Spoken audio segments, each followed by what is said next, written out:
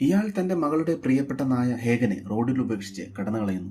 റോഡിൽ അലഞ്ഞിരിഞ്ഞ് അവൻ ഒരാളുടെ കയ്യിൽ എത്തിച്ചേരുന്നു. അയാൾ ഹേഗനെ മണിക്കൂറുകളോളം ട്രെഡ്മില്ലിൽ കെട്ടിയിട്ട് ഓടിച്ചു. അവൻ ടയർഡാകുമ്പോൾ അയാൾ അവനെ അടിച്ചു.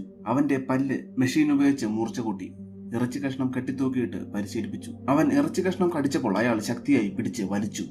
അവന്റെ താടിയലിനെ ശക്തി കൂട്ടി. അവനെ 3 ദിവസത്തോളം പട്ടിണി കിട്ടു. എല്ല് ഒരു തടിയിൽ ഡ്രില്ല് ചെയ്ത് പിടിപ്പിച്ച് അത് അവനെ കഴിക്കാൻ കൊടുത്തു. വിശന്നിരുന്ന ഹേഗന് അത് കഴിക്കാൻ സാധിക്കുന്നില്ല.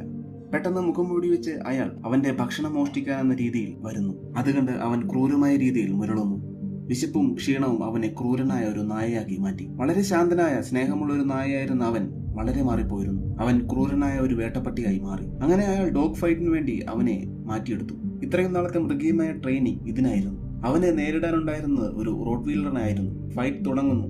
2 നായ്ക്കളും തമ്മിൽ കടിച്ചു കീറുന്നു. സാധാരണ ഒരു നായയായ അവൻ ക്രൂരമായ പീഡനങ്ങൾ മൂലം ഒരു ബീസ്റ്റായി മാറിയിരുന്നു. വളരെ പെട്ടെന്ന് തന്നെ അവൻ റോഡ്വീലറിനെ കടിച്ച് കൊന്നു. പക്ഷേ പെട്ടെന്ന് തന്നെ അവനിൽ കുറ്റബോധം ഉണരുന്നു. അവന് മനസ്സിലായില്ല അവൻ എങ്ങനെ ഇത്രയും ക്രൂരനായെന്ന്. പെട്ടെന്ന് അവിടെ കറണ്ട് പോകുന്നു. അത് മുതലാക്കി അവൻ അവിടെ നിന്നും ഓടി രക്ഷപ്പെടുന്നു. അവൻ എവിടെയും നിന്നില്ല. അവന് പേടിയായിരുന്നു അയാൾ തന്നെ പിടിക്കുമെന്ന്. അവൻ ഓടി താൻ നേരത്തെ താമസിച്ചിരുന്ന സ്ഥലത്തെത്തുന്നു. അവിടെ അവനൊരു കൂട്ടുകാരനെ കിട്ടുന്നു. പിറ്റേന്ന് ഒരു കൂട്ടം ആൾക്കാർ വന്ന് അവരെ പിടിച്ചുകൊണ്ടുപോകുന്നു. തെരുവ് നായ്ക്കളെ ഇടുന്ന ഷെൽട്ടറിൽ കൊണ്ടുപോയിടുന്നു. അവിടെ അവൻ കാണുന്നു ക്രൂരരായ മനുഷ്യർ നായ്ക്കളെ കൊന്നു തള്ളുന്നു. അന്ന് അവന് മനുഷ്യരോടുള്ള സ്നേഹവും വിശ്വാസവും നഷ്ടപ്പെട്ടു. അവനെ കൊല്ലാൻ കൊണ്ടുപോയ ആളെ അവൻ ആക്രമിച്ച് കൊല്ലുന്നു. ഈ സമയം മുതലാക്കി 100 കണക്കിന് നായ്ക്കൾ അവിടെ നിന്നും രക്ഷപ്പെടുന്നു.